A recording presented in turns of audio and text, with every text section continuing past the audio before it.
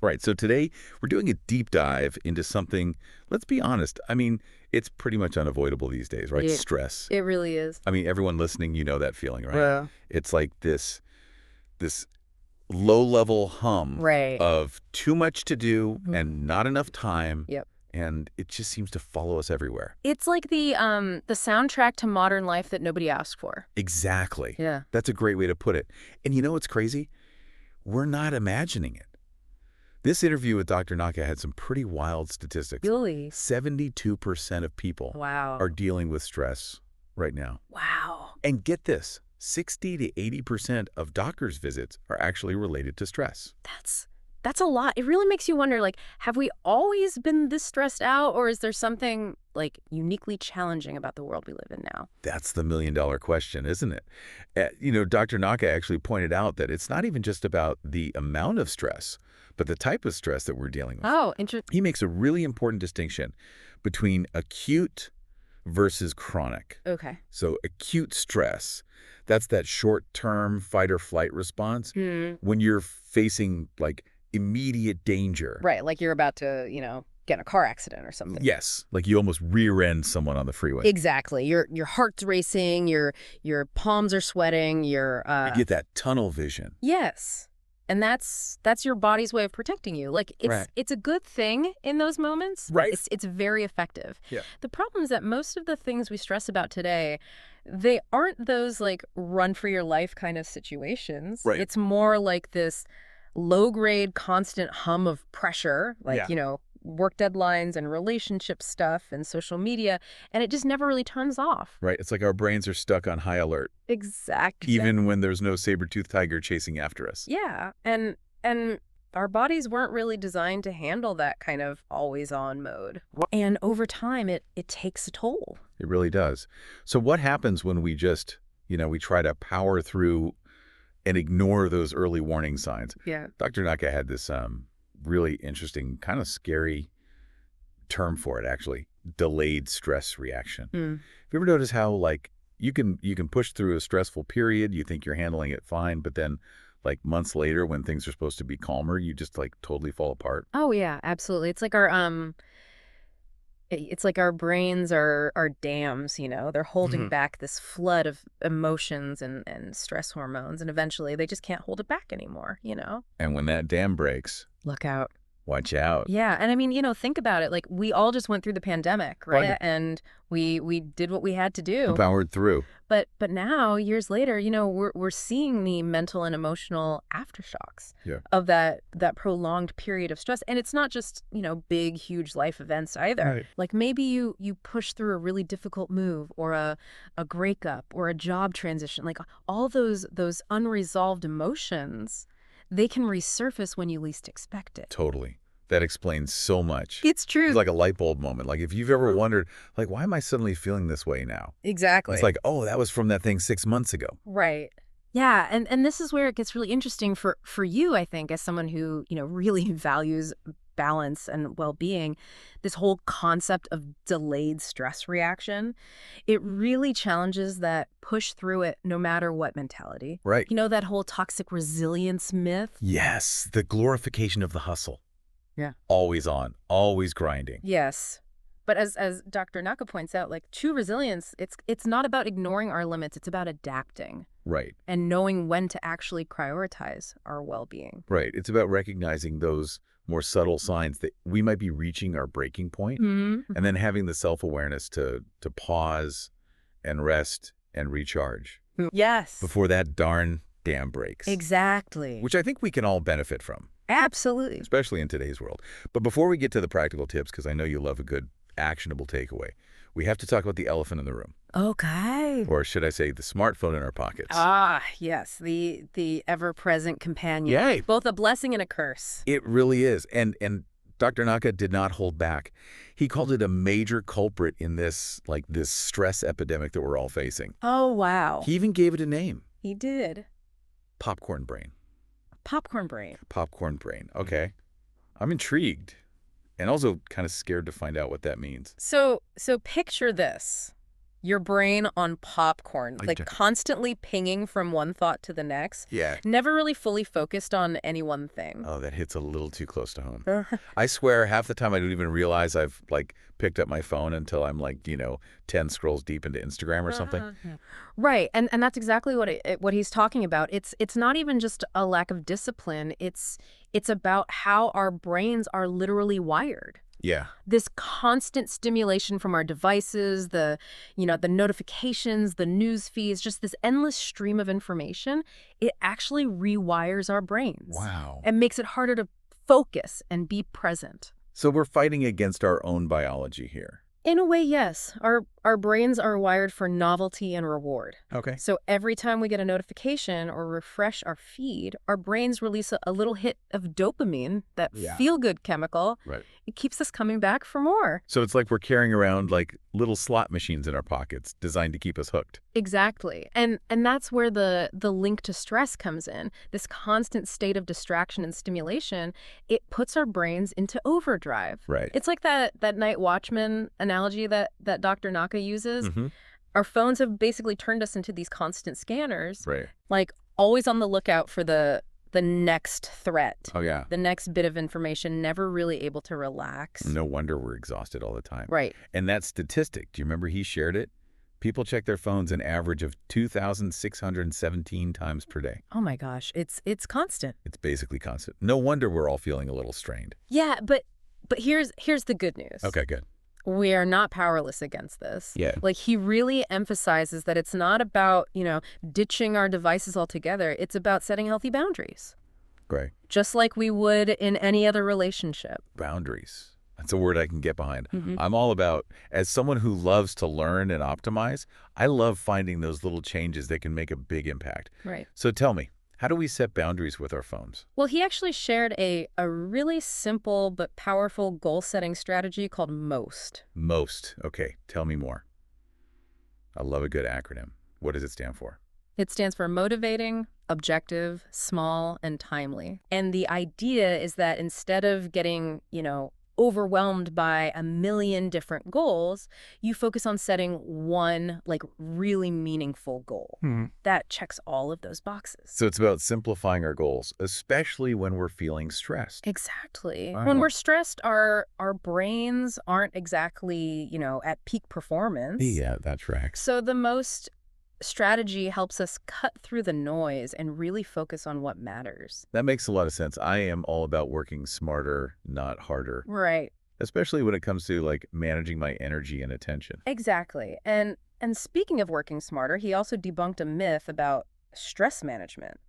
You know that idea that we need to be like hitting the gym for hours on end to see any benefit? Oh, thank goodness, because while I appreciate a good workout, I'm much more of a like walk in nature kind of person. And that is perfectly fine. Okay, good. He really highlighted that even small bursts of movement throughout the day can make a big difference.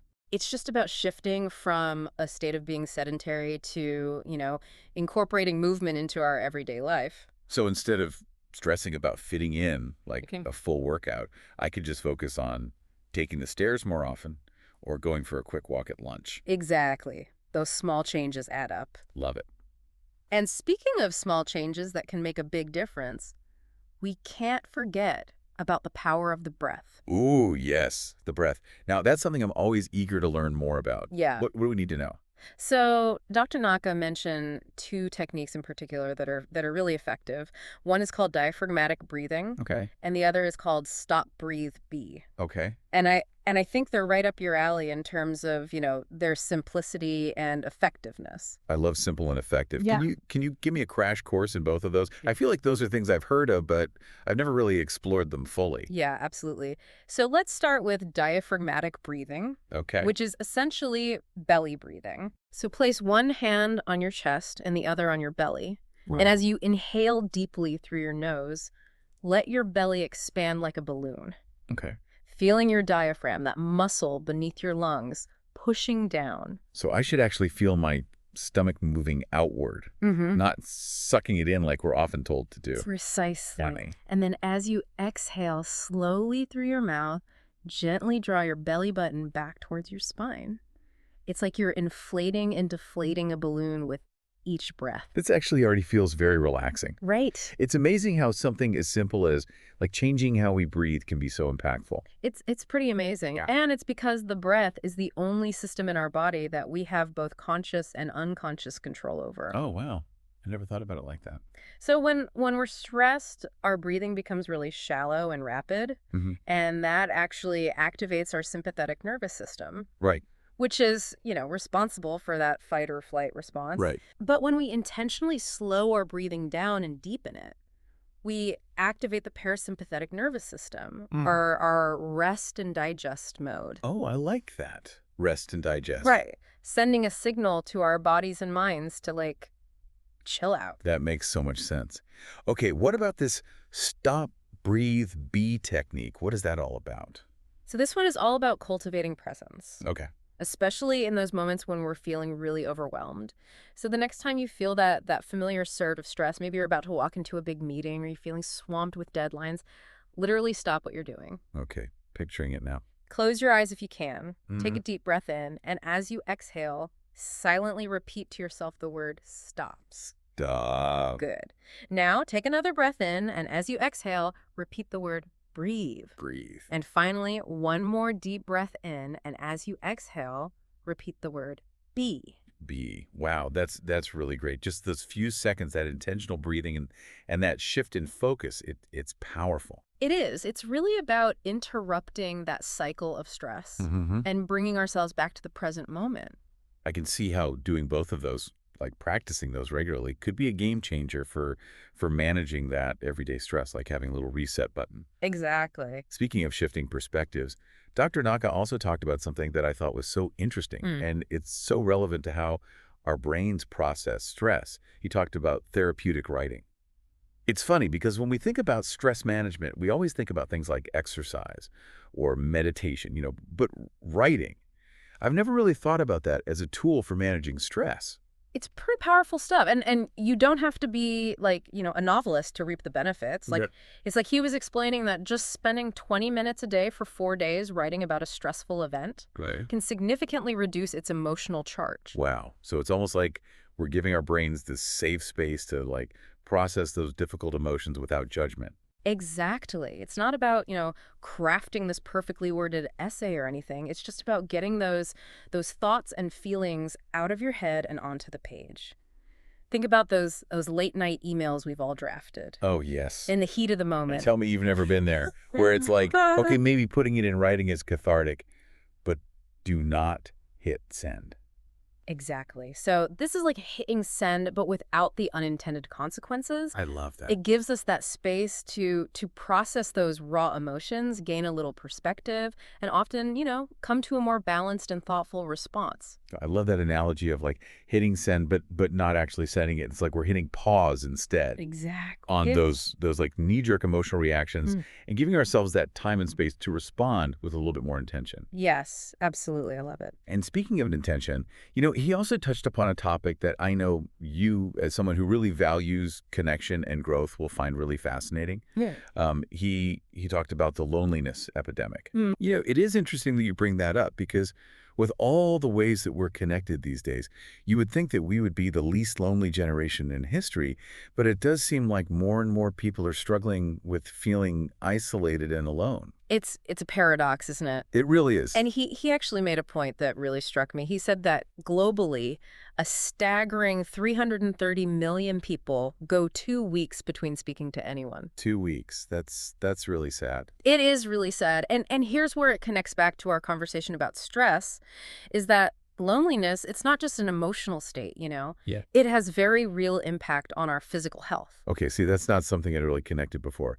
Loneliness impacting our physical health. How so? Well, the research is still kind of emerging, but the findings are hard to ignore. Studies are showing that chronic loneliness actually increases our risk of heart disease and stroke by a staggering 30%. Wow, that's huge. Yeah. That puts it on par with some pretty major health risk factors. Exactly. And the impact on our lifespan is equally alarming. Research indicates that chronic loneliness can actually shorten our lifespan, similar to smoking 15 cigarettes a day. Wow. I think cultivate more meaningful connections Oh, yeah. just got bumped to the top of my to-do list right alongside. Like drink more water and get enough sleep.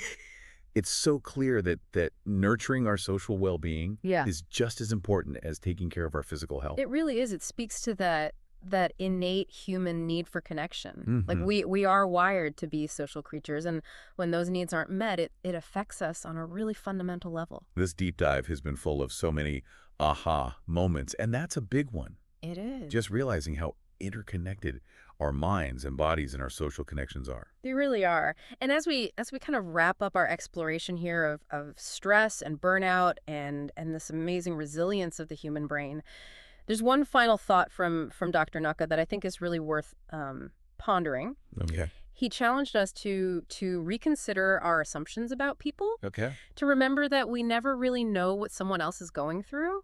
What battles they might be facing beneath the surface. That is such a good reminder, especially in a world where it is so easy to get caught up in our own heads and our own problems. It is. Yeah. And it's a call to action to really lead with kindness and empathy in all of our interactions, knowing that even a small act of generosity, it can make a world of difference in someone's day, Yes. especially if they're carrying a heavy load that we know nothing about. Right. I love it. And it actually circles back beautifully to what we were just talking about the power of connection. Right. So, to our amazing learner out there, here's a little something to ponder. What is one small act of kindness that you can offer today? Knowing that everyone you encounter, from the barista making your morning coffee to the stranger you pass on the street, is fighting a hidden battle. What a beautiful note to end on. It really is. It's such a simple shift in perspective, but it really has the power to transform not only our own lives, but also the lives of those around us. And on that note, we will wrap up this deep dive into stress, burnout, and the incredible power of the human spirit to adapt, overcome, and thrive. Don't forget to check out the show notes for links to Dr. Naka's book, the full interview, and all the resources that we mentioned today. Until next time, be kind to yourselves, be kind to each other, and keep those amazing brains of yours happy and healthy.